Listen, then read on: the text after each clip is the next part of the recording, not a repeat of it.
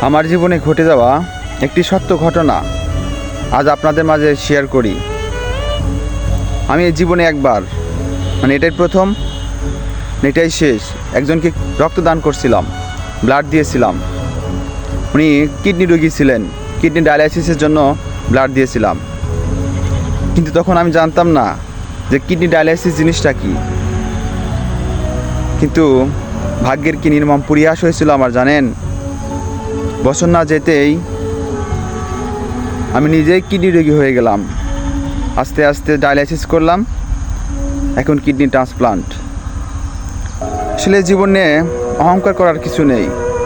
ভাগ্যে কি আছে, ভবিষ্যতে কি হবে, একমাত্র আল্লাহ ছাড়া কেউ বলতে পারে না।